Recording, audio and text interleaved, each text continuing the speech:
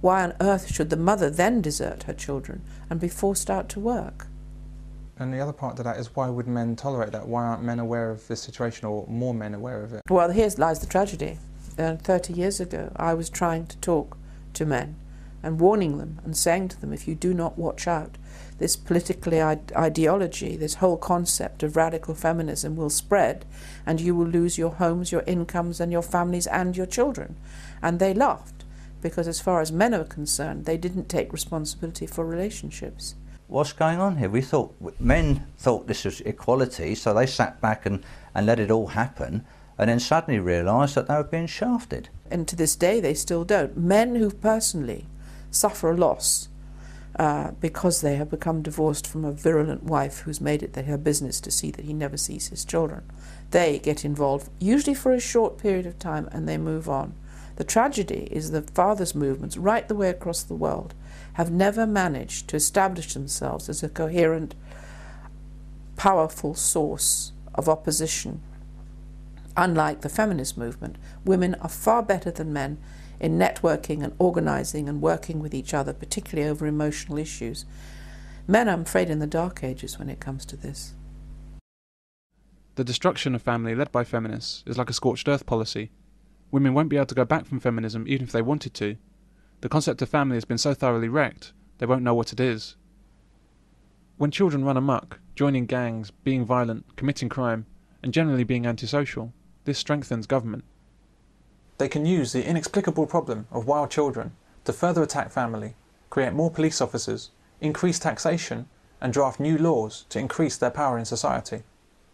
So these young lads are just, they're getting out of control, and probably not so bad round here because we live in a rural sort of area, but in the inner city parts of London and places like that, I cannot imagine what these young men are behaving like now. You've got an increasingly violent society. You've got no respect at all, as I see it, between young men and young women. And I saw all that happening in the 80s and 90s. There's definitely a breakdown in family. The number of divorces is the highest I think it has ever been. The number of children on the streets, children without fathers, are growing up in an environment where they really have to cater for themselves as opposed to receive guidance from their parents, is causing untold harm to children and to adults. And it has broken down as a result of the ideology that has been inflicted upon us, and as a result of the demonisation of the family through the feminist movement.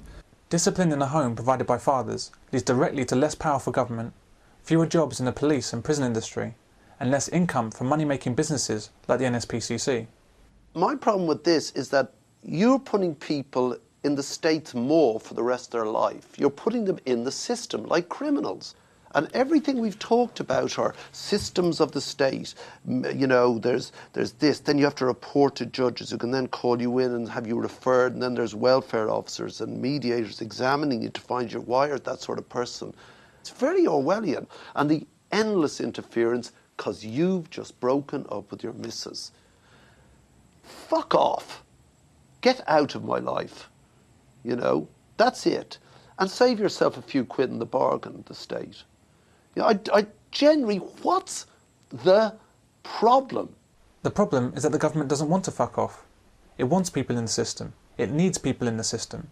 It needs as many people in the system as possible because it justifies their existence and increases their authority.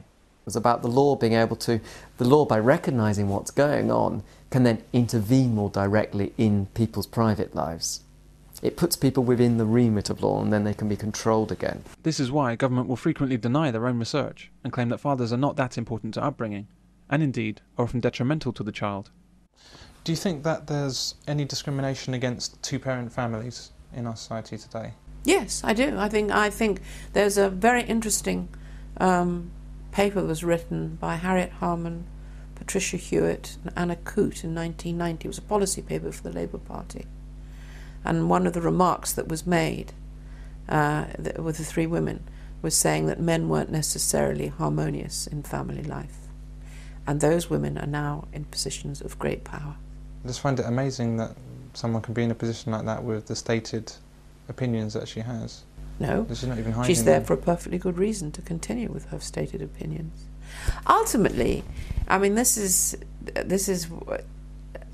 my political thinking. Ultimately, if a government eradicates the male voice, men's voices, they can control.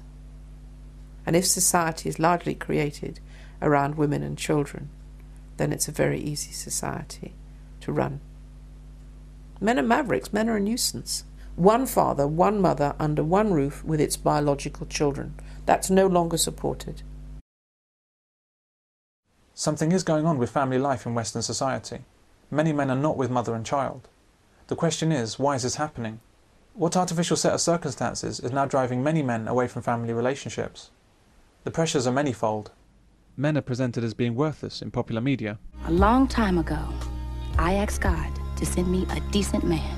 I got Robert, Cedric, Daryl, and Kenneth. God's got some serious explaining to do. There are no good men. Now I read this article, and on average, there are 2 per state. The role of men in families has been systematically attacked, with fathers presented as unnecessary and even dangerous around their own wives and children. What are we gonna do? I don't know. I don't know what I'm gonna do. Oh, guys like you always say you don't know what you're gonna do until you do it. I think you know exactly what you were gonna do. You were gonna kill your wife and child. Oh. Yeah. Don't worry, Marwan. I give you my word. My wife and son will be dead by the end of this day. Men and women have been artificially put in competition with each other. Our biological programming as humans is quite simple in this respect. Women want to be with men that they can look up to, depend on and admire. Men want to be with women who are supportive and feminine. Men do not want to compete with women. We were just sitting at a table in a bar, and some guy had his chair out too far, so it was squashing into her.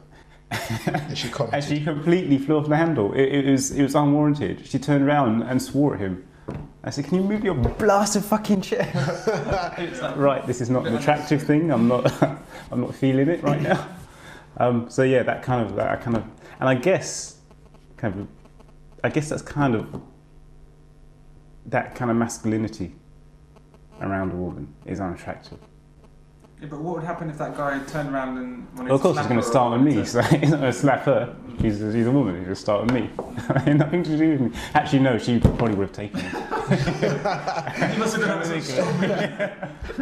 The fundamental fact of life is that women are not the opposite sex, they're the complementary sex. But government and business have convinced women that they should be competing with men, and we all suffer for it. They prefer men who have more status and resources than they do. Once upon a time, this was thought that the only reason women go for men with money is because, for various reasons, women don't have money of their own, so they were forced to. But it turns out that even when women are financially independent, they're still looking for males who have more money than they do. So if you start with the basic expectation that women would like to marry up, they're looking for men with status and resources. If there's a background economic change such that it shifts the relative positions of men and women, then all of a sudden all the women that are sort of looking up for their preferred partner, there's less of them to go around. You might expect that men with less resources would prefer women with resources. But not only are those women not interested in men like that, but the men aren't interested in women like that either.